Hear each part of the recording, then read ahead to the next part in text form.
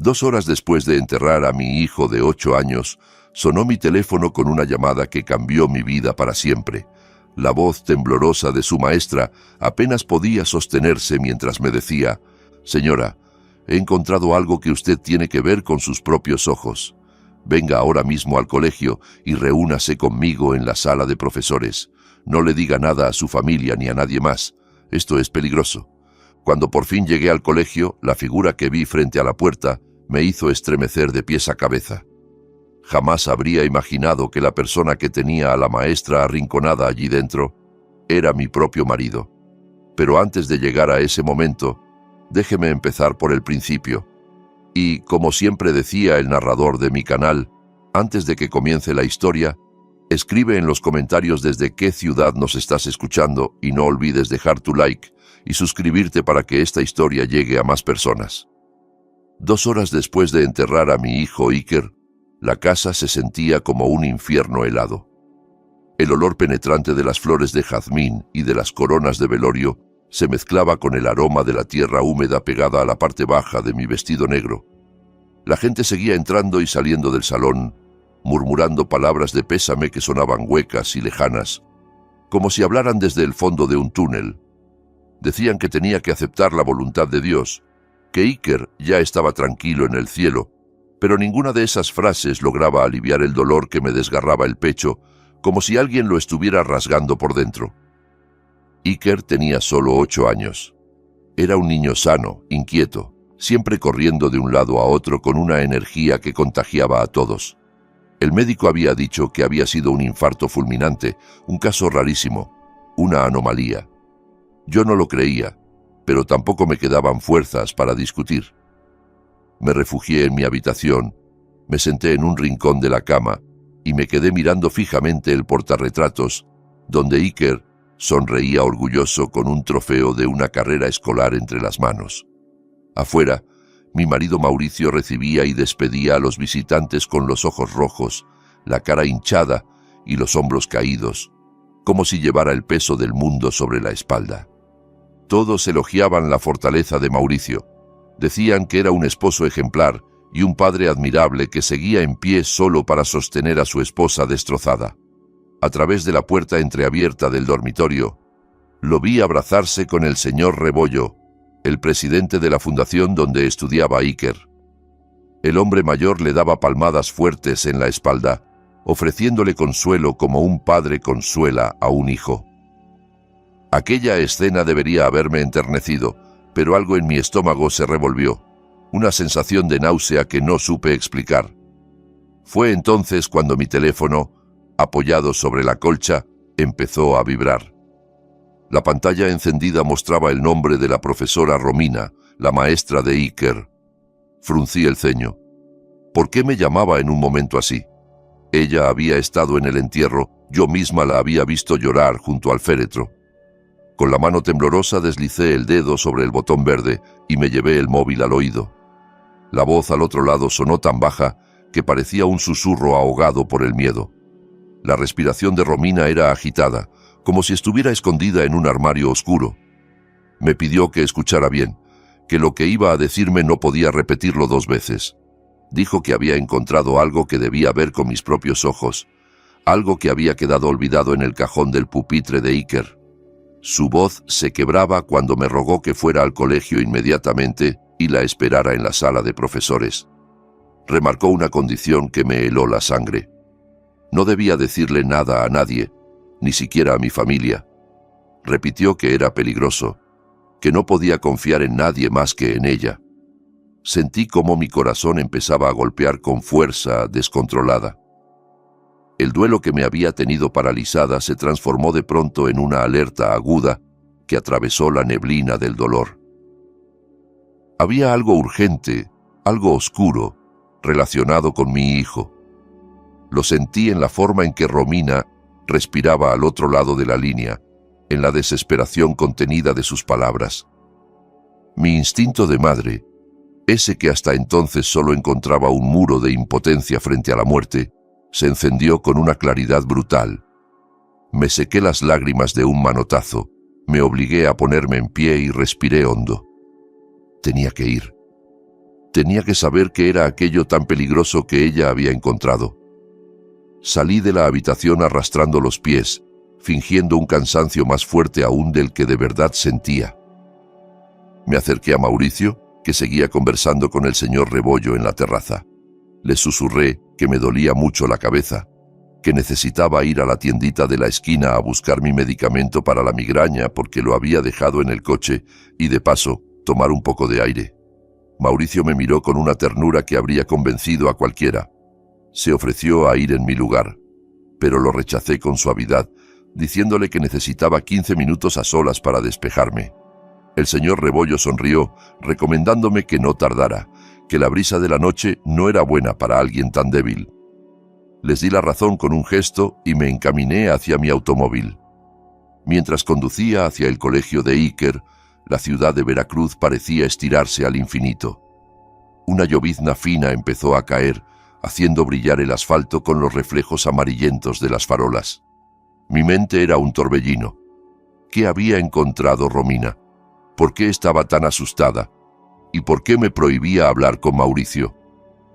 Hasta ese momento, él había sido un padre ejemplar, atento, paciente, dedicado.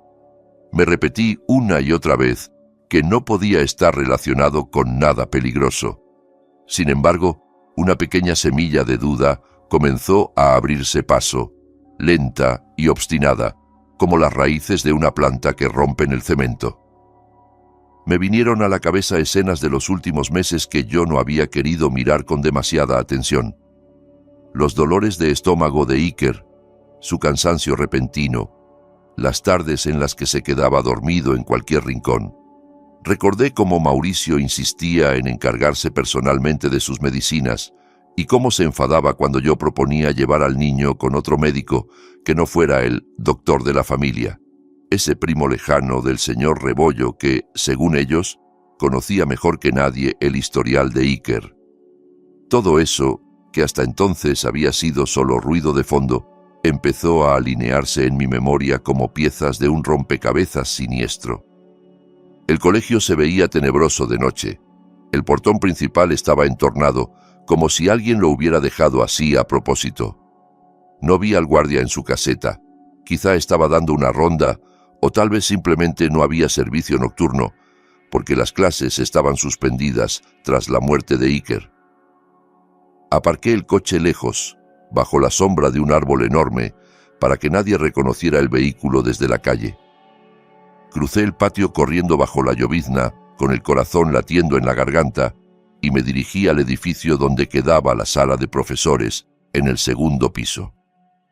El pasillo de ese piso estaba completamente a oscuras, solo alumbrado por la luz mortecina que subía de los jardines exteriores.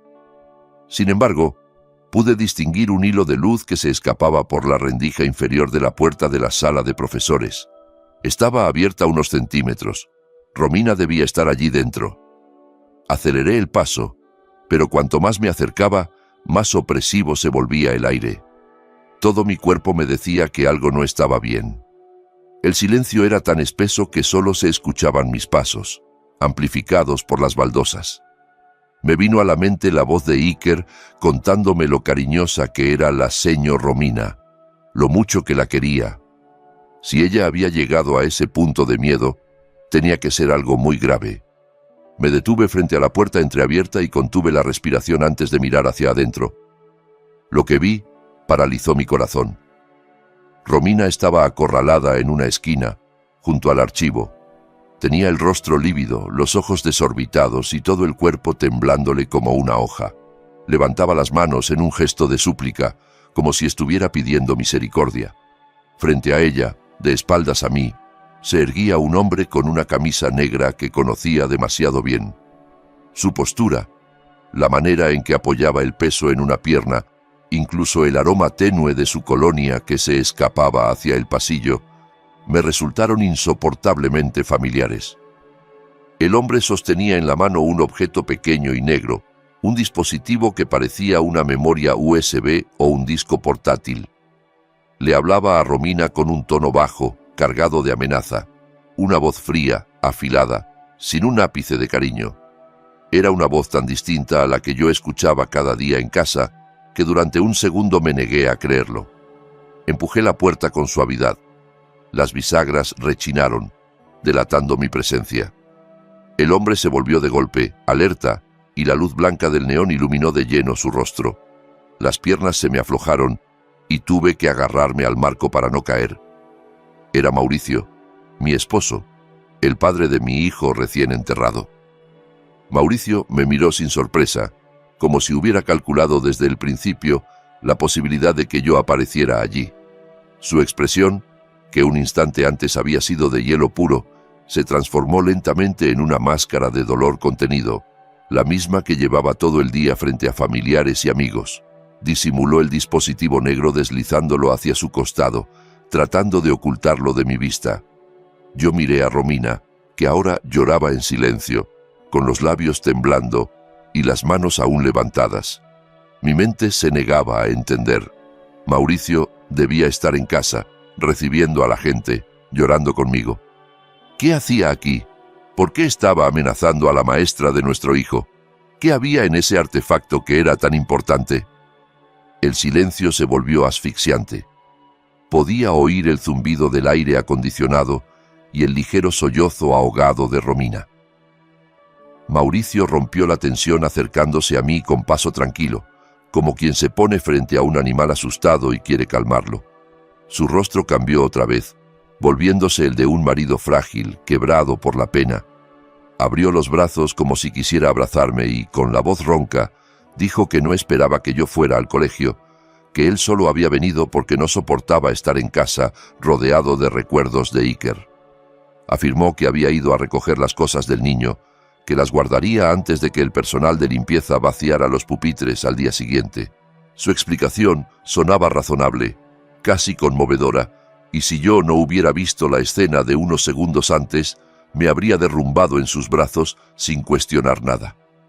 Pero el recuerdo de Romina, arrinconada con miedo en los ojos, seguía clavado en mi cerebro. Busqué la mirada de la maestra, necesitaba una confirmación, una rendija de verdad entre tanta mentira. Romina temblaba. Sus ojos iban de Mauricio a mí como si estuviera en una encrucijada mortal. Cuando Mauricio la miró de reojo con ese brillo amenazante que yo nunca antes le había visto, ella se apresuró a asentir. Con la voz quebrada confirmó su versión. Sí, Mauricio había ido a buscar las cosas de Iker y estaban recordando lo buen niño que había sido. Supe que estaba mintiendo. El sudor frío que le corría por la sien, los dedos apretando el borde de su falda hasta ponerse blancos, la delataban. Mauricio deslizó su brazo alrededor de mis hombros y apretó demasiado fuerte, con una insistencia que dolía. Dijo que debíamos volver a casa, que no era bueno para mí estar tanto tiempo en un lugar que solo reabría la herida. Sobre la mesa había una caja de cartón con dibujos, cuadernos y algunos lápices de Iker. Con un gesto casi imperceptible, Mauricio guardó el pequeño objeto negro en el bolsillo de su pantalón. Creyó que no me daría cuenta, pero lo vi claramente. Antes de salir, él avanzó primero hacia la puerta. En ese instante mínimo, Romina se precipitó hacia mí. Fingió arreglar mi hijab, que estaba un poco torcido por la lluvia, y sus dedos helados rozaron mi cuello. Sentí cómo deslizaba algo dentro del pliegue de la tela, a la altura del hombro. Sus ojos se clavaron en los míos. En ellos vi una súplica desesperada y una advertencia urgente. Sus labios se movieron sin emitir sonido, pero pude leer claramente la palabra que articuló. «Corre». Mi corazón se desbocó. Me forcé a aparentar calma. Asentí como si le agradeciera el gesto y di un paso atrás. Mauricio se giró, observándonos con cierta sospecha. Preguntó qué estábamos diciendo. Respondí rápido que Romina solo me pedía que fuera fuerte, que rezara y cuidara de mi salud. Él pareció convencerse. Me tomó de la mano y salimos de la sala, dejando atrás a Romina, sola en medio de aquel cuarto silencioso, rígida como una estatua de cera, a punto de derretirse por el calor del miedo. El regreso en coche fue un trayecto hacia una ejecución invisible.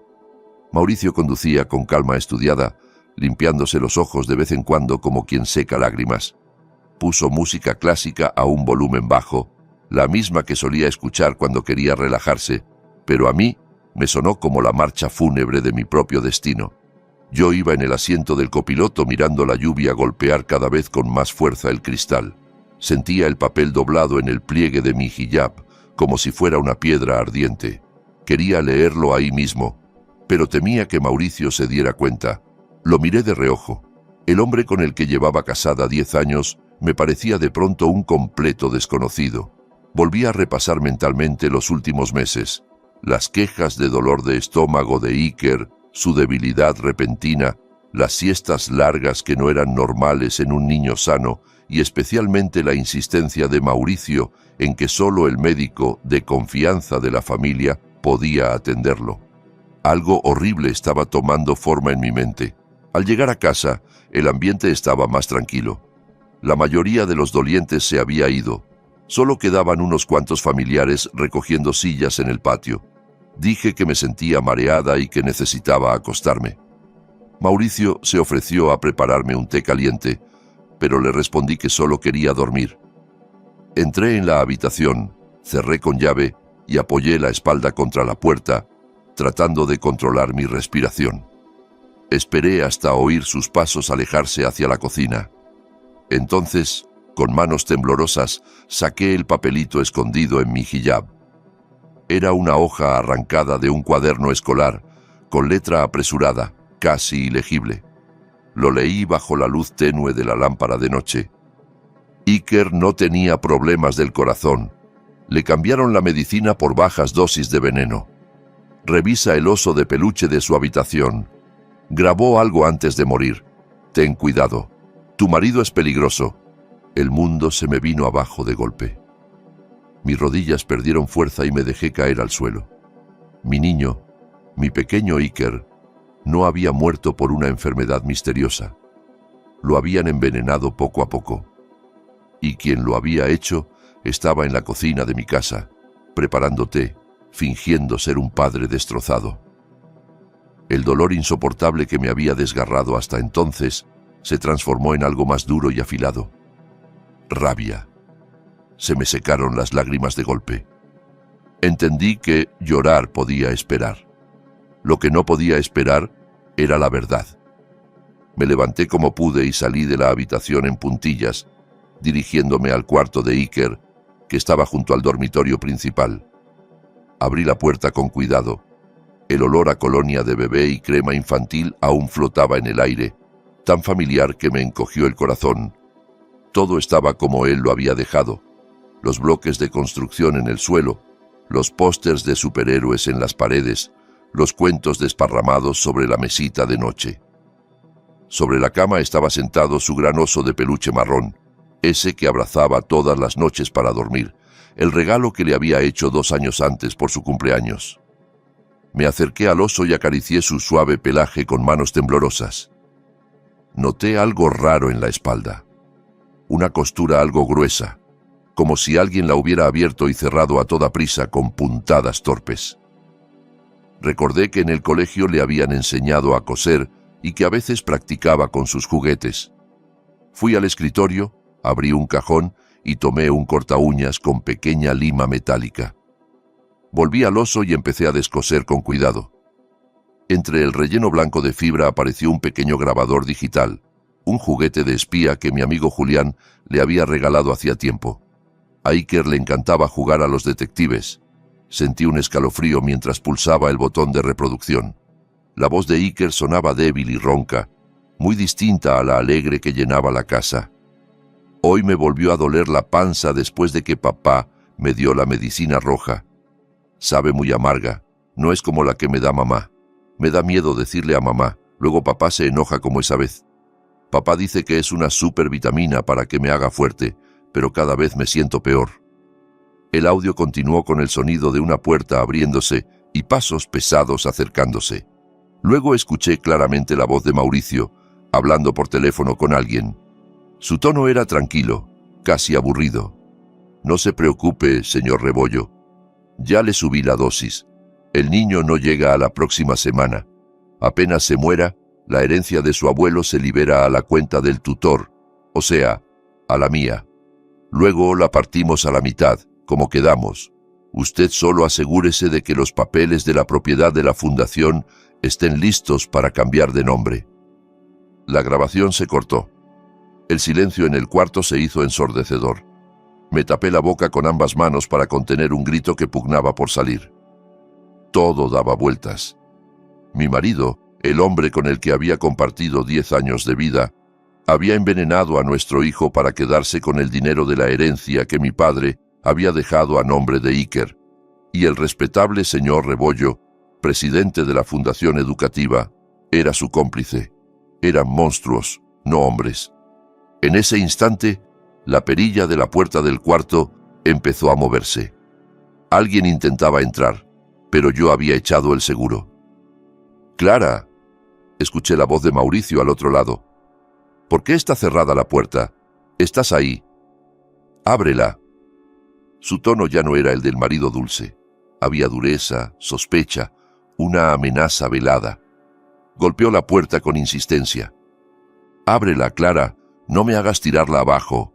Retrocedí, apretando el oso y el grabador contra el pecho. Estaba atrapada. El asesino de mi hijo estaba al otro lado de la puerta, y lo más aterrador era que sabía que yo ya conocía su secreto. Los golpes contra la puerta se volvieron brutales. Cada impacto hacía vibrar los cuadros en la pared.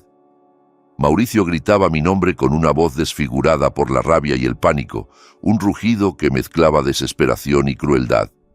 Sabía que, en cuanto consiguiera entrar, mi vida quedaría colgando de un hilo. Mauricio ya no era mi marido. Era un animal acorralado dispuesto a destruir todo lo que pudiera delatarlo. Guardé el grabador en el bolsillo interior de mi túnica, lo único que ahora tenía para exigir justicia. Tenía que encontrar otra salida. La puerta estaba descartada. Solo quedaba la ventana. El cuarto de Iker estaba en el segundo piso. Recordé el árbol de mango que crecía junto a la casa, con sus ramas gruesas que se acercaban bastante al pequeño balcón de la habitación. Más de una vez había reñido a Iker por atreverse a trepar por ahí. Ahora, aquella travesura infantil podría salvarme la vida. Corrí a la ventana, destrabé el pestillo con manos temblorosas y la abrí de par en par. El aire de la noche, cargado de lluvia, me golpeó el rostro como un cubetazo helado. Fuera, la tormenta se había intensificado. Los rayos iluminaban el jardín por segundos. Los truenos enmascaraban los golpes que Mauricio daba a la puerta. El crujido de la madera me advirtió que la puerta no resistiría mucho más. Sin darme tiempo para pensar, me subí al barandal del balcón y tanteé con el pie una rama del árbol.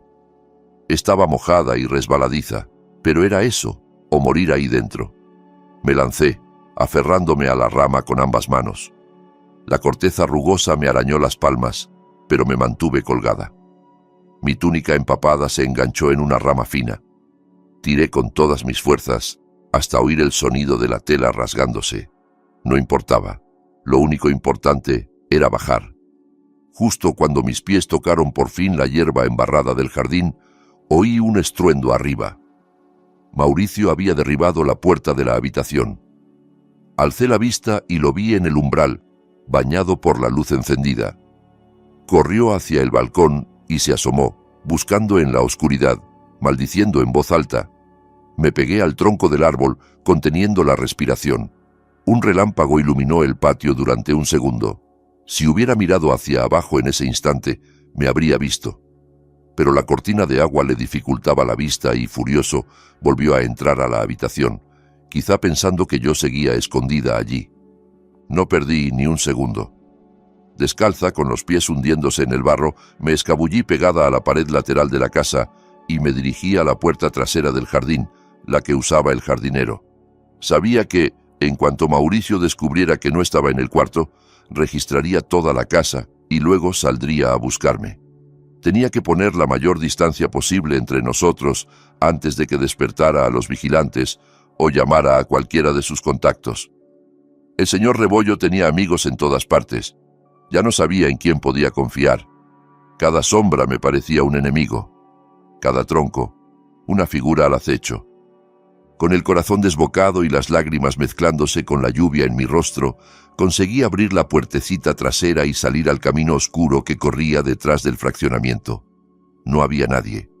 Corrí sin voltear, con el grabador apretado en el bolsillo, hasta llegar a una avenida principal a unos 2 kilómetros. Mi teléfono, empapado en el bolsillo, vibró varias veces. Asumí que era Mauricio. Me negué a contestar. No podía dejarle ni la más mínima pista de dónde estaba. Al refugiarme bajo el toldo de un local cerrado, jadeando, saqué el móvil con los dedos entumecidos por el frío. Vi 10 llamadas perdidas de Mauricio. Las ignoré y busqué un nombre en mi lista de contactos. Julián, mi mejor amigo desde el instituto, la única persona en la que podía confiar. Periodista de investigación, terco y acostumbrado a lidiar con casos sucios. Marqué su número con manos temblorosas, rezando para que no estuviera dormido. Sonó un par de veces y luego escuché su voz ronca, somnolienta. «Clara, ¿qué pasó?» No pude dar demasiadas explicaciones. Con la voz quebrada por el llanto, apenas logré susurrar. «Julián, ayúdame. Mauricio mató a Iker. Estoy cerca de la gasolinera de la carretera. Ven por mí. No preguntes nada ahora. Solo ven rápido». Colgué antes de que reaccionara y apagué el teléfono para que nadie pudiera rastrear mi ubicación. Me acurruqué en un rincón oscuro junto a la cortina metálica del local, abrazando mis rodillas, temblando de miedo y frío, esperando que Julián llegara antes de que Mauricio me encontrara. 15 minutos se sintieron como 15 años. Cada luz de coche que se aproximaba hacía que el corazón se me detuviera por un instante, esperando ver el SUV negro de Mauricio. Sin embargo, al fin se detuvo frente a mí un sedán viejo de color gris. El cristal del lado del copiloto se bajó y vi el rostro preocupado de Julián. Me levanté de un salto y me metí en el coche sin decir palabra, cerrando la puerta con un golpe. Debía de dar pena. Empapada, llena de barro, el hijab hecho un desastre, las manos arañadas y la cara pálida como un fantasma. Julián me lanzó una mirada rápida, entendió que la cosa era grave y aceleró sin hacer preguntas. Dentro del coche, el contraste de la calefacción me hizo tiritar aún más. No era solo frío, era el cuerpo descargando la adrenalina. Julián me pasó su chaqueta del asiento trasero y me cubrió los hombros. Condujo con una mano mientras con la otra apretaba la mía tratando de transmitir calma. Yo empecé a contárselo todo, desde la llamada de la profesora Romina, la escena en el colegio, la doble cara de Mauricio, hasta la grabación escondida en el oso de Iker. Cada palabra era como escupir vidrios rotos.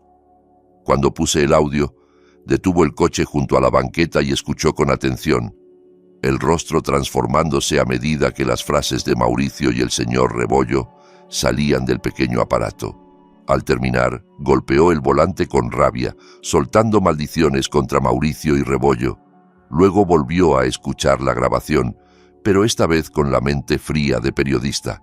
Dijo que era una prueba muy fuerte, pero también muy peligrosa. El señor Rebollo no era un cualquiera.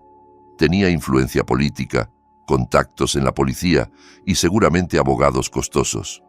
Si acudíamos sin más a la comisaría de barrio, podían desaparecer el grabador o, peor aún, hacernos callar antes de que abriéramos la boca. Decidió llevarme a un lugar seguro, un pequeño departamento en las afueras de la ciudad que había pertenecido a su difunto tío, un sitio que ni su familia sabía que seguía usando de vez en cuando. Ese apartamento se convertiría en nuestro refugio y en el centro de operaciones. De camino, Julián encendió la radio para romper el silencio opresivo. Al principio sonaron noticias de tráfico. Luego, la locutora interrumpió con un boletín urgente. Se ha encontrado el cuerpo sin vida de una mujer en el patio de una escuela primaria de la calle Las Palomas. La víctima ha sido identificada como una profesora, iniciales RM. La hipótesis preliminar apunta a un posible suicidio al haberse arrojado desde el 3er piso del edificio escolar. Sentí que la sangre dejaba de circular. Empecé a gritar dentro del coche. «Romina, la mataron», sollozaba. «Mauricio y el señor Rebollo la mataron. y ahora dicen que fue suicidio. La culpa me azotó con una violencia peor que cualquier golpe físico. Si hubiera ido antes, si hubiera tratado de sacarla de la escuela conmigo, tal vez seguiría viva, pero la había dejado allí, sola, frente a esos monstruos. Lloré con todo el cuerpo, golpeando el tablero del coche. Julián se orilló, apagó el motor y me abrazó con fuerza, dejándome desahogar ese dolor imposible. En medio de mi llanto, algo dentro de mí cambió. El dolor dejó de aplastarme y se endureció en una determinación fría y cortante. Se me secaron las lágrimas. Me separé de Julián y miré el camino oscuro al frente. Recordé la mirada de Romina cuando me susurró, «Corre». Ella no podía haber muerto en vano. Iker tampoco. No bastaba con que Mauricio y Rebollo fueran a la cárcel. No, eso sería demasiado fácil para ellos. Tenían que sentir miedo, desamparo, vergüenza. Tenían que ver sus vidas destrozadas, igual que ellos habían destrozado la mía. Miré a Julián con una nueva resolución. Le dije, con una calma que incluso a mí me asustó, que no quería solo justicia legal. Quería arruinar la vida de esos hombres hasta las raíces, que respiraran el mismo terror que hicieron vivir a Iker y a Romina. Julián me sostuvo la mirada unos segundos y asintió en silencio, aceptando ese pacto oscuro entre los dos. Decidimos no acudir aún a la policía. Antes necesitábamos más pruebas, algo tan contundente que ni influencias ni abogados pudieran derribarlo. Solo la grabación podía tacharse de montaje. Debíamos conseguir el frasco del veneno con que Mauricio había envenenado a Iker, la prueba física del crimen. Estábamos seguros de que él no lo destruiría de inmediato, por vanidad, por confianza excesiva en su impunidad, por simple descuido. Esa noche, en el pequeño apartamento polvoriento, dejamos de ser víctimas y nos convertimos en cazadores. Me corté el cabello hasta los hombros, tiré mi vestido negro rasgado y me puse ropa sencilla que había pertenecido al tío de Julián. La Clara sumisa, la esposa dócil, había muerto con mi hijo. Recién amanecía cuando nos sentamos a planear mi regreso al nido de serpientes, no como esposa arrepentida, sino como un fantasma que venía a desenterrar sus secretos. Sabíamos que Mauricio trabajaba como director de operaciones en el edificio corporativo de la Fundación del señor Rebollo. Cada viernes una empresa de limpieza externa hacía una limpieza profunda de las oficinas. Esa sería mi puerta de entrada. Julián, experto en meterse donde no lo llaman, hackeó el sistema de la empresa de limpieza y me registró en la lista de personal temporal con una identidad falsa. Me convirtió en Sumi, una trabajadora de mantenimiento con credencial y uniforme. Frente al espejo del baño del apartamento, me até un hijab azul oscuro, de esos prácticos que usan mujeres que trabajan largas jornadas, y me puse el uniforme azul claro, ligeramente grande para mí. Me coloqué unas gafas de armazón grueso y me empolvé el rostro de una forma desigual, apagando mis facciones. La mujer reflejada ya no era Clara, era otra persona. Julián estacionó el auto a 2 manzanas del edificio corporativo de la fundación. Yo bajé del coche empujando un carrito con cubetas, escobas y trapeadores, mezclándome con el resto del personal de limpieza que entraba por la puerta de servicio. El guardia apenas nos miró.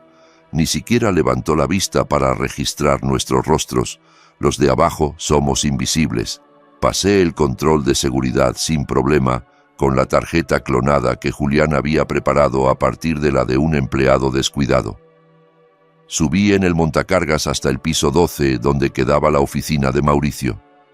El pasillo estaba alfombrado, silencioso y frío. Empujé el carrito hasta la puerta doble con el letrero Dirección de Operaciones. Pasé la tarjeta por el lector. La luz se puso verde y la cerradura hizo clic. Entré. La oficina era amplia y elegante, con muebles de madera oscura y una gran ventana que dejaba ver parte de la ciudad. En la pared, detrás del escritorio, colgaba una fotografía nuestra. Mauricio, Iker y yo, sonriendo en un parque. Me dieron ganas de arrancarla de un zarpazo. Mauricio no había colgado esa foto por amor, sino como parte de su máscara de padre de familia ejemplar. Sabía, porque lo había visto una vez de casualidad, que tras un cuadro abstracto en otra pared se ocultaba una caja fuerte. Quité el cuadro con cuidado y allí estaba, el panel digital. Tragué saliva. El código era la fecha de nacimiento de Iker. La ironía me revolvió el estómago. Marqué 1703 y la luz verde se encendió. Abrí la caja fuerte esperando encontrar el frasco del veneno. No estaba. Había fajos de billetes, documentos de propiedades a nombre de Mauricio, pasaportes con distintos sellos, papeles de transferencia de terrenos de la fundación a cuentas privadas. Era corrupción pura, pero aún no probaba el asesinato. Saqué fotografías con la pequeña cámara oculta en uno de mis botones, una por una, sin dejar nada sin registrar. Entonces escuché risas y pasos acercándose por el pasillo. El pánico me subió como un golpe de calor. Cerré la caja, volví a colgar el cuadro un poco torcido por la prisa y me escondí tras un gran sofá cercano al escritorio fingiendo limpiar el zócalo. La puerta se abrió. Entraron Mauricio y una joven muy arreglada, con vestido entallado y tacones altos. Era Belén, su secretaria, a la que siempre había visto demasiado pegada a él. Ellos no se percataron de mi presencia, protegida por la altura del respaldo y la sombra de un archivero. Lo que escuché a continuación me quemó por dentro. Mauricio no parecía un hombre en duelo. Reía con Belén mientras servía whisky en 2 vasos. Ella se sentó coqueta sobre el borde del escritorio y le acarició el brazo. Hablaron de la muerte de Iker como si comentaran el cierre satisfactorio de un negocio. Belén le dijo que su actuación en el funeral había sido perfecta, que hasta el señor Rebollo había quedado impresionado con su dolor de padre. Mauricio se enorgulleció de sí mismo, diciendo que quitarse de encima a ese niño enfermizo había sido lo mejor para su futuro. Lo llamó estorbo, una fuente de gastos que impedía que el dinero de la herencia fluyera a sus manos. Sentí las uñas clavándose en mis palmas. Quise salir y destrozarlos a golpes, pero sabía que perdería. En lugar de eso, activé el pequeño micrófono grabador que llevaba en el bolsillo del pantalón y dejé que cada palabra de aquella conversación quedara registrada. Hablaron de un viaje a Europa que planeaban hacer cuando todo se calmara y los millones llegaran a su cuenta. Se burlaron de mí, de mi huida desesperada. Mauricio dijo que no tardarían en encontrar mi cadáver tirado por ahí, que todos creerían que estaba loca por el duelo. Me llamó débil, inútil, sin él. Y no hay nada que puedan probar, añadió, besando la sien de Belén. El frasco del veneno ya lo mandé a incinerar con los desechos médicos esta mañana. No quedó rastro. Esa frase fue un golpe bajo. El frasco, nuestra esperanza, ya no existía, pero obteníamos algo igual de poderoso. Un reconocimiento arrogante, la confesión de que creían haber ganado. Cuando por fin salieron para ir a comer, esperé varios minutos dentro de mi escondite hasta estar segura. Antes de irme, saqué del bolsillo el cochecito de juguete que solía llevar Iker en la mochila, algo que yo había guardado desde la noche anterior, y lo dejé en medio del escritorio, justo encima de los expedientes ordenados de Mauricio. Que supiera que su pasado venía por él. Regresé al apartamento con Julián y escuchamos juntos la grabación. Julián tuvo que salir al balcón a fumar para no explotar. Sabía que el audio era demoledor, pero seguía siendo fruto de una grabación ilegal y podían intentar tumbarlo en tribunales. Necesitábamos que ellos mismos se hundieran en público, que se traicionaran delante de testigos, cámaras y micrófonos. La forma más efectiva de hacer que un criminal cometa errores es provocarle miedo. Y sabíamos que Mauricio, por más frío que fuera, tenía una grieta, el terror a lo sobrenatural, al karma, al castigo de aquello que no podía controlar. Años atrás, recién casados, me había confesado que le aterraban las historias de fantasmas, que le obsesionaba la idea de que las malas acciones regresaran multiplicadas. Había tratado de ahogar ese miedo en cinismo y dinero, pero seguía allí. Julián había logrado hackear el sistema de domótica de nuestra casa. Luces, cámaras, audio, aire acondicionado, todo. Lo que Mauricio instaló para sentirse seguro, nosotros lo usaríamos para enloquecerlo. Esa misma noche comenzamos el acoso.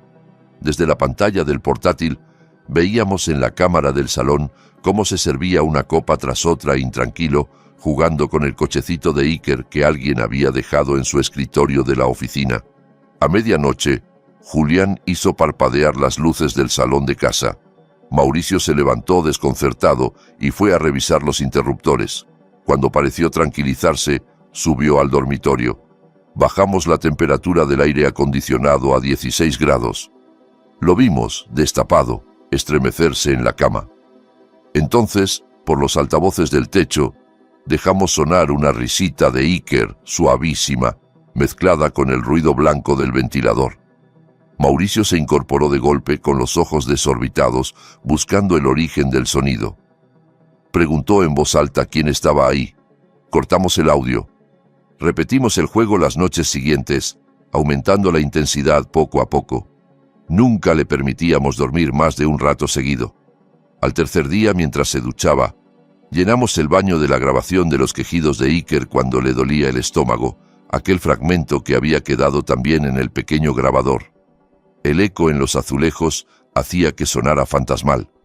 Mauricio salió del baño resbalando, sujetándose a los muebles, empapado y con el rostro blanco como el mármol. Empezó a gritar que lo dejaran en paz, que aquello no era posible. Culpar a Belén era su siguiente paso. Comenzó a llamarla nervioso, acusándola de gastar bromas crueles. Entre ellos germinó la desconfianza.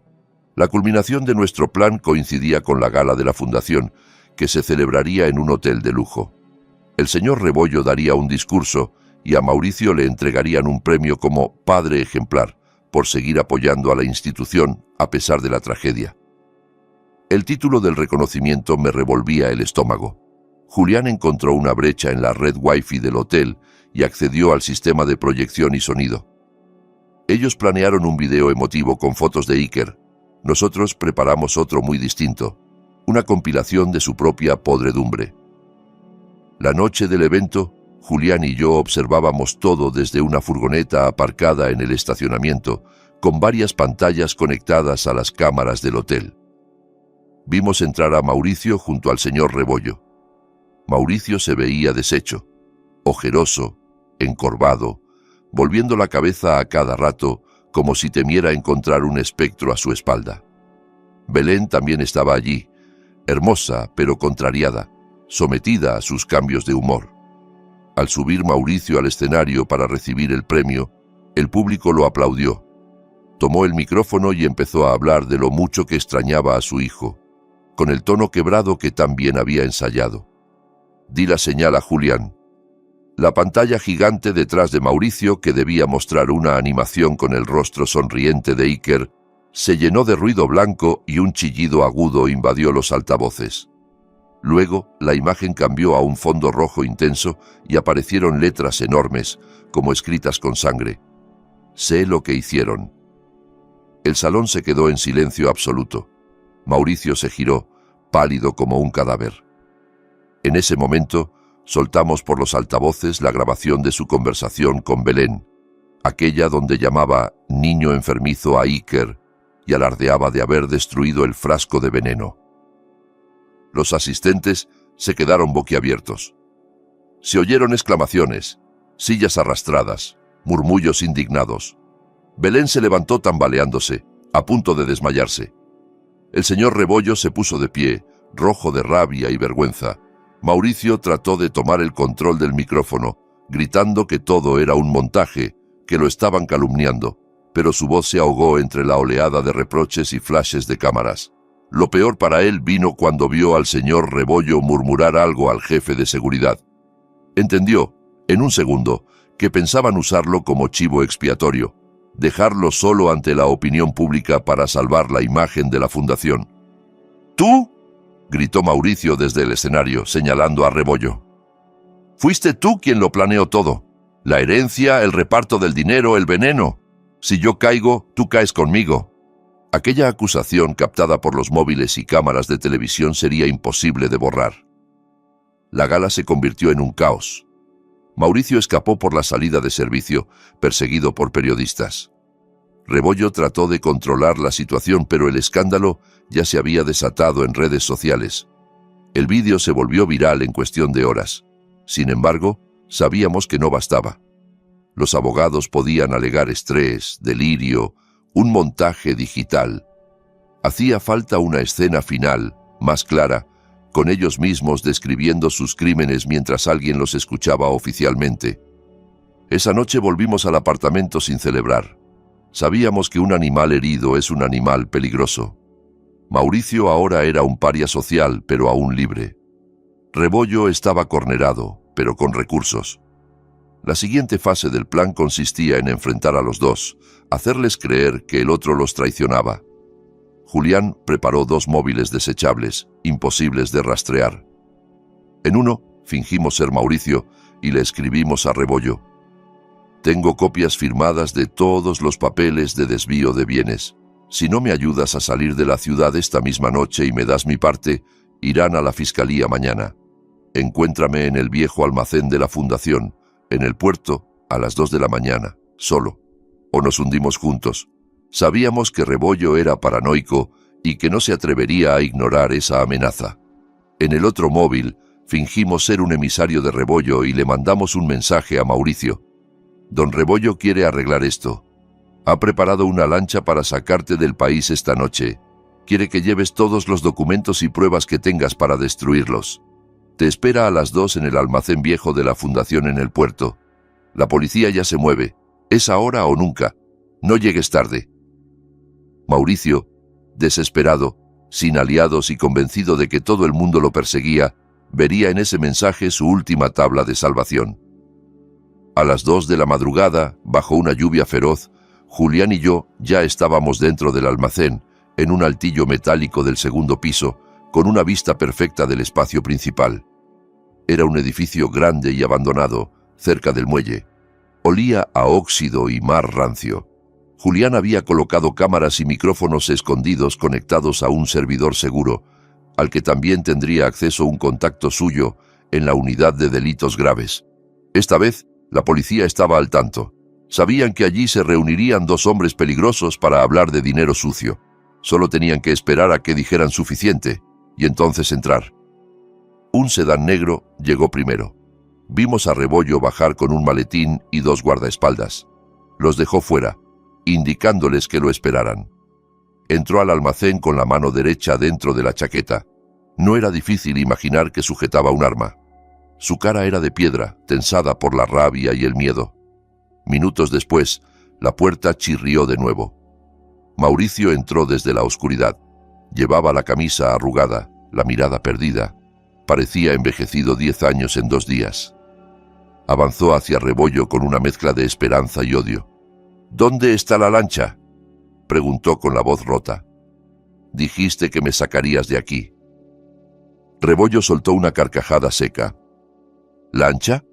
¿De verdad crees que después de lo que hiciste en el hotel voy a ayudarte a escapar? Me humillaste frente a todo el mundo. Eres un estorbo». Mauricio lo miró con incredulidad. «Pero tú me mandaste un mensaje. Dijiste que...». «Yo no te mandé nada», lo interrumpió Rebollo. «El único mensaje que recibí fue el tuyo, amenazando con los documentos. ¿Los trajiste? Dámelos y, quizá, considere que tu cadáver aparezca completo, no repartido en bolsas». La confusión de Mauricio se convirtió en furia. Comprendió que alguien más tiraba de los hilos, pero su odio hacia Rebollo era más fuerte que su instinto de supervivencia. «¿Así que vas a matarme? ¿Como matamos a Iker?», escupió. «Adelante, pero recuerda que eres tan responsable como yo. Tú me conseguiste el veneno, tú me dijiste que subiera la dosis. Lo hiciste para poder tapar tus deudas de juego». «No te atrevas a señalarme», bramó Rebollo. «Tú eras el padre. Tú le metías el veneno en la boca todas las noches. Yo solo te dije que resolvieras el asunto de la herencia». «No te hagas el santo, viejo hipócrita», gritó Mauricio. «Somos la misma basura». Cada palabra quedaba registrada por los micrófonos y retransmitida en directo al contacto de Julián en la policía. No había lugar a interpretaciones. Ahí estaban, admitiendo su participación en el asesinato de un niño y el desvío de fondos. De repente, Rebollo sacó su arma y la apuntó a la cabeza de Mauricio. Se acabó. Adiós, inútil. Antes de que pudiera disparar, las sirenas de la policía rompieron el silencio de la noche. Luces rojas y azules se filtraron por las rendijas del almacén. Una voz por megáfono ordenó que soltaran las armas y se rindieran. Rebollo se sobresaltó mirando hacia la entrada. Mauricio aprovechó ese descuido para lanzarse sobre él. Los dos rodaron por el suelo. El arma salió volando hacia un rincón, donde quedó fuera de alcance de ambos. Desde nuestro escondite vimos la brutal pelea. Mauricio, más joven y fuerte, golpeó a Rebollo una y otra vez hasta dejarlo inconsciente. Pero no tenía intención de rendirse. Se levantó tambaleante y miró alrededor buscando una salida. Sus ojos se alzaron hacia el altillo donde estábamos. Un destello en el lente de la cámara delató nuestra presencia. Nuestros ojos se encontraron. Por primera vez desde que huí de casa, Mauricio me vio. El hijab azul se había corrido, dejando visible mi rostro. Sus rasgos se contrajeron en una mueca de odio absoluto. ¡Clara!, rugió, reconociendo al fin al fantasma que lo perseguía. Enloquecido, se lanzó escaleras arriba, ignorando los gritos de la policía que ya estaba entrando por otra puerta. Julián me agarró del brazo. «¡Corre!», me dijo. «Por la puerta del techo». Salimos al tejado del almacén bajo una lluvia torrencial. El viento casi nos tiraba. Desde allí se veía el muelle y algunas patrullas abajo. Al otro lado del edificio había una escalera metálica de emergencia que bajaba hacia un embarcadero. Nos dirigimos hacia ella, pero la puerta del tejado voló de un patadón. Mauricio apareció con una barra de metal en la mano, sangrando por la cabeza, los ojos desorbitados. Julián se interpuso, tratando de detenerlo. Mauricio le asestó un golpe brutal en el brazo con la barra. Oí un crujido horrible. Julián cayó al suelo gritando de dolor, sujetándose el brazo colgante. Corrí hacia él, pero Mauricio me agarró por el hijab y me tiró hacia atrás. Sentí cómo el cuero cabelludo se me encendía de dolor. Me arrastró hacia el borde del techo, usándome como escudo cuando vio a varios policías intentando subir por el otro lado. «¡Un paso más y la lanzo!», gritó, apretando la barra contra mi cuello. Los agentes se detuvieron. La lluvia nos empapaba a todos. Yo respiraba con dificultad, sintiendo el metal frío en la garganta, pero ya no tenía miedo como antes. Estaba harta. Mauricio me obligó a bajar con él las escaleras de emergencia. Llegamos a un viejo SUV aparcado entre contenedores, seguramente robado. Me empujó al asiento del copiloto, me ató las manos con su propia corbata a la agarradera del techo y se sentó al volante. Arrancó como un loco, derribando la cerca y metiéndose en la avenida, con varias patrullas tras nosotros. Los coches de policía nos seguían con las sirenas aullando. Mauricio conducía como si no valorara ni su vida ni la mía.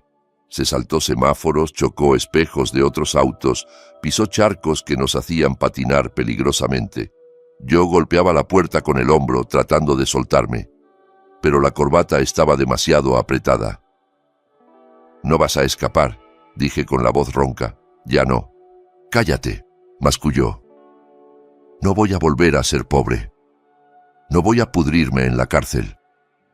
Nos iremos lejos, ¿lo entiendes, Clara? Lejos». Tomó un viaducto elevado que estaba en obras. El suelo resbalaba por la lluvia y la carretera se estrechaba por los bloques de cemento. Más adelante se veían destellos de patrullas cortándonos el paso. Mauricio giró el volante con brusquedad para evitar la barricada, pero el coche perdió adherencia. El mundo dio varias vueltas.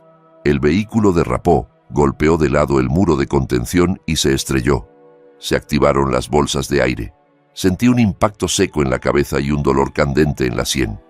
Aturdida, distinguí a Mauricio a mi lado, sangrando por la nariz, con una pierna atrapada entre los restos del tablero. Aún así, seguía moviéndose. Abrió la puerta a trompicones y me arrastró fuera, sujetándome por las muñecas. Afuera, la lluvia seguía cayendo sin piedad. Nos acercó al borde del viaducto, donde apenas nos separaban unos pasos del vacío. Abajo, la corriente oscura de un río urbano rugía. Varias patrullas rodeaban el vehículo, apuntándonos con sus armas.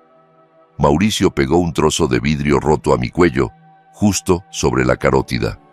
Sentí cómo la punta afilada me cortaba la piel y un hilo de sangre tibia resbalaba por mi clavícula. Los policías le gritaban que se calmara, que me soltara. El negociador hablaba por megáfono intentando ganarle tiempo al tiempo. Mauricio, delirante, exigía un helicóptero, dinero, una ruta libre. Era absurdo.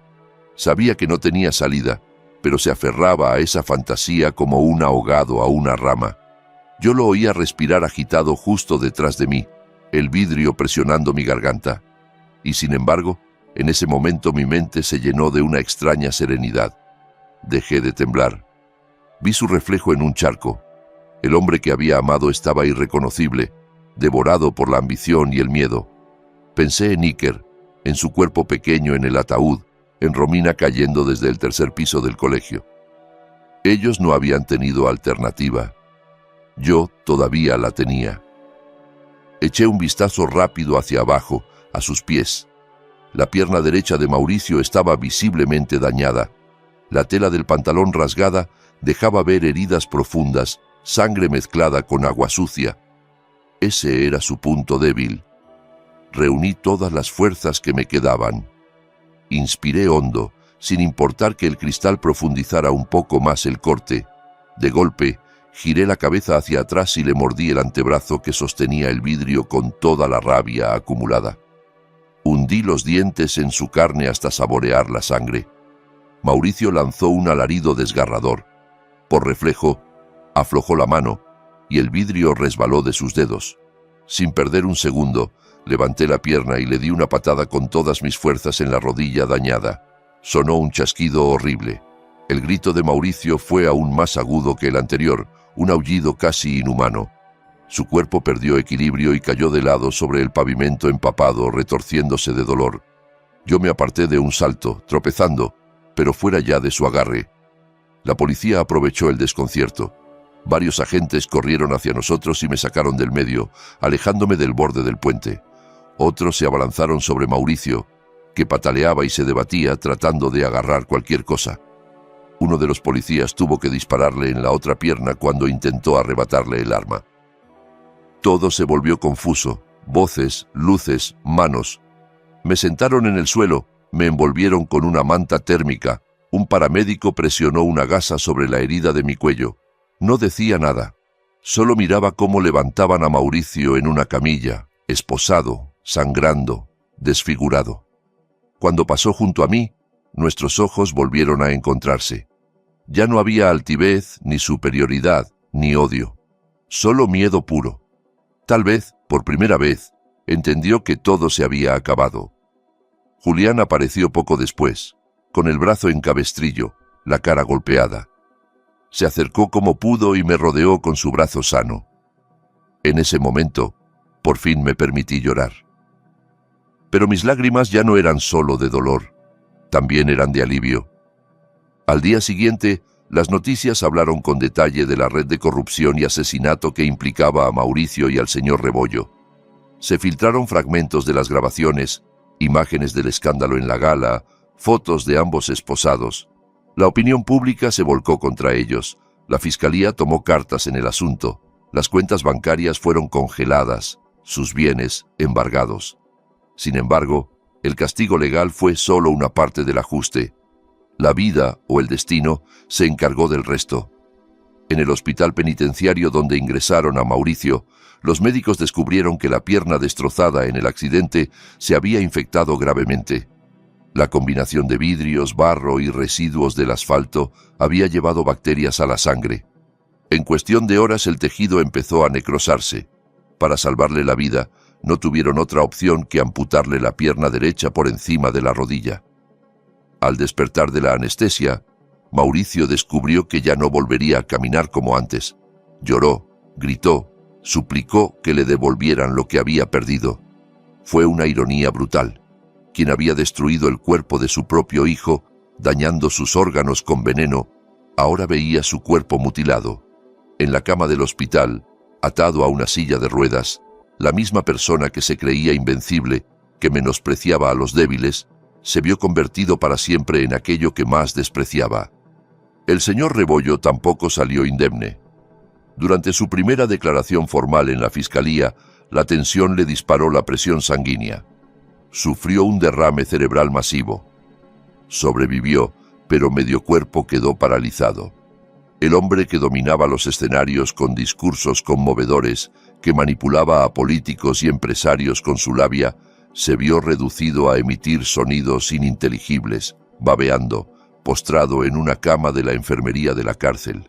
Sus bienes fueron confiscados, su familia se desentendió de él por vergüenza. Pasó a depender de manos ajenas incluso para comer y para ir al baño. Era la ruina total de su orgullo. Belén, la secretaria y amante de Mauricio, trató de huir.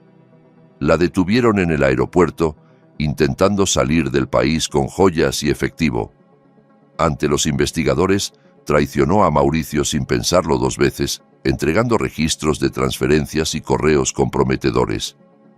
Creyó que eso le reduciría la pena, pero no pudo eludir su responsabilidad por haber colaborado en el encubrimiento y por beneficiarse del dinero. Terminó sentenciada a 20 años de prisión. En la cárcel, lejos de los trajes caros y los hoteles de lujo, su belleza dejó de ser un privilegio y se convirtió en un blanco de envidia y agresión. Julián y yo seguíamos las noticias con una mezcla de rabia satisfecha y cansancio. Nunca celebramos su sufrimiento, pero tampoco sentimos lástima. Nada de lo que les pasara se acercaba al dolor de un niño envenenado por su propio padre, o al terror de una maestra arrojada desde un tercer piso por decir la verdad. Sin embargo, al menos ya no eran intocables. Un día, me llamaron del hospital penitenciario para que ampliara mi testimonio. Al pasar por el pasillo custodiado, vi a Mauricio a través de una ventanilla, sentado en una silla de ruedas. Era apenas la sombra del hombre que fue, más flaco, más viejo, con la mirada perdida. Cuando se dio cuenta de que estaba ahí, giró lentamente la cabeza. Nuestras miradas se cruzaron una vez más. Él empezó a llorar en silencio. Sus labios se movieron, tratando de formar palabras que no alcancé a escuchar. Disculpas, quizás. Lágrimas que llegaban demasiado tarde. Yo, por primera vez, no sentí odio. Solo un vacío sereno, una distancia inquebrantable. Lo miré durante unos segundos, lo suficiente para que entendiera que yo seguía en pie, que había sobrevivido a todo lo que él intentó destruir. Luego me di la vuelta y seguí mi camino. No tenía nada más que decirle. Pasaron 6 meses desde aquella noche de tormenta en el viaducto. El tiempo, aunque lento, comenzó a cerrar heridas.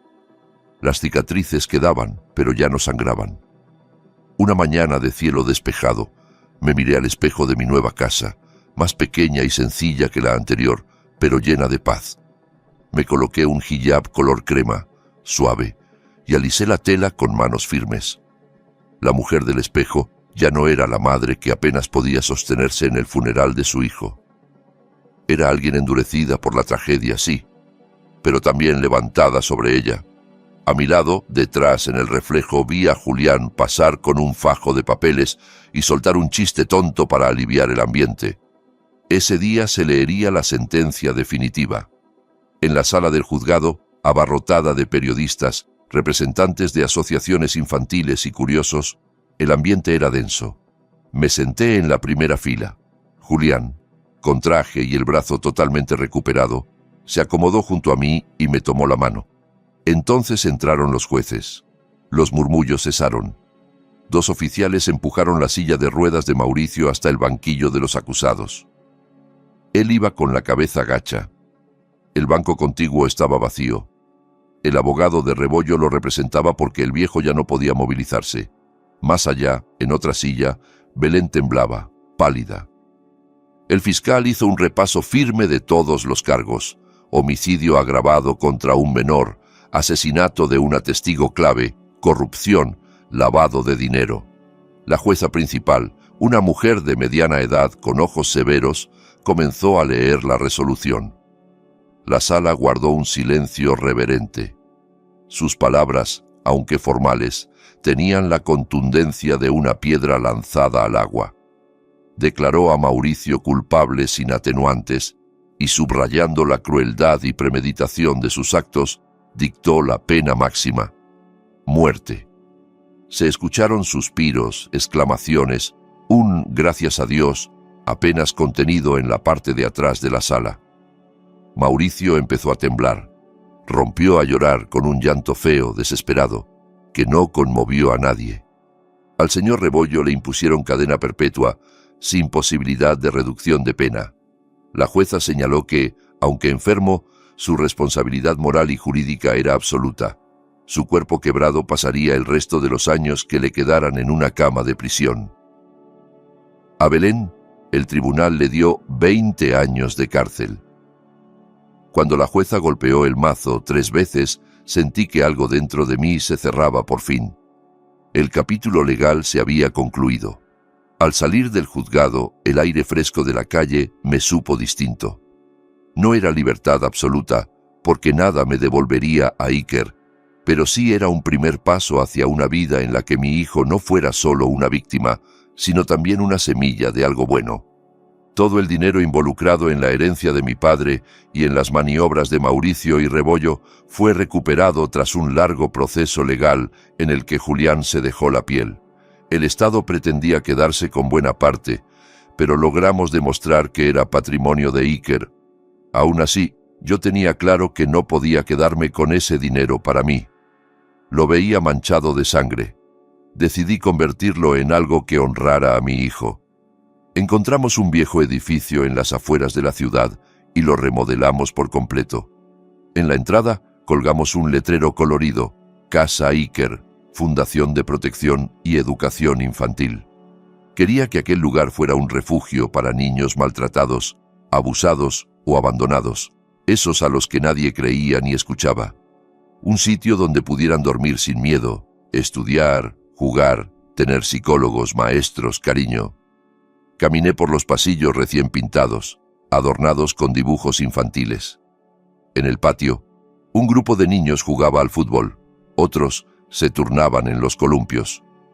Sus risas resonaban como un eco amable en mi pecho.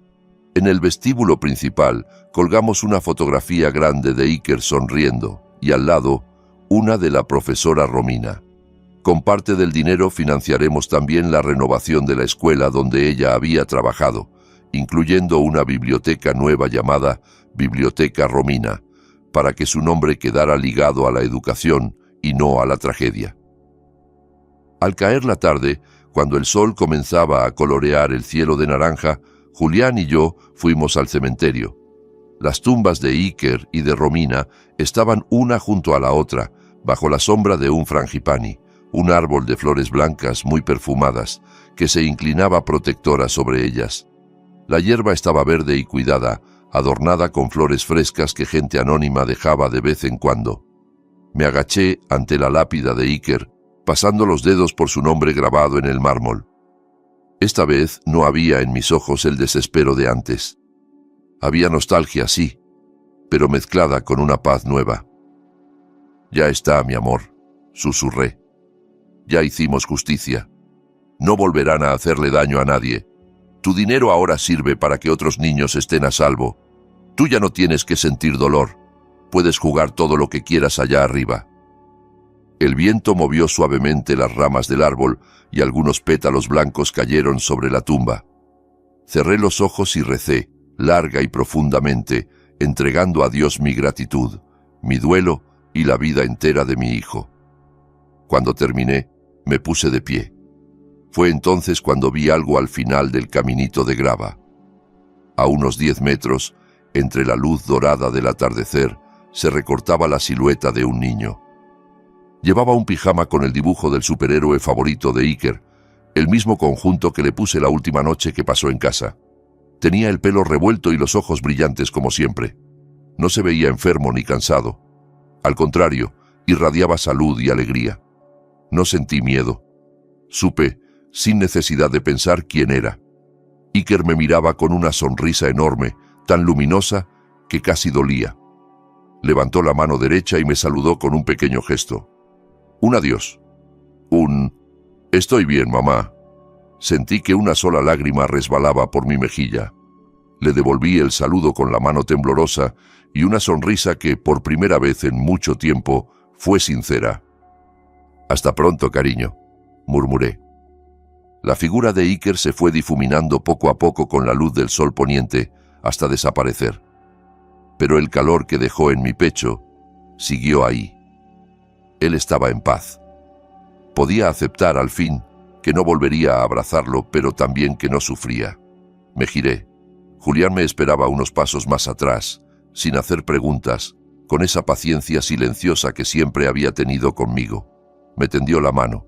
La tomé con firmeza. Salimos del cementerio caminando uno junto al otro, dejando detrás de nosotros años de dolor, miedo y culpa. Frente a mí, la ciudad encendía sus luces una a una, como si se abriera un telón nuevo. Me quedaba una vida entera por delante, llena de niños que necesitarían protección, de historias que merecían ser escuchadas, de heridas que tal vez podría ayudar a sanar. Yo ya no era solo la madre que perdió a su hijo, ni la esposa traicionada. Era Clara, la mujer que atravesó la tormenta y siguió en pie, fundadora de Casa Iker y defensora de los niños que no tienen voz.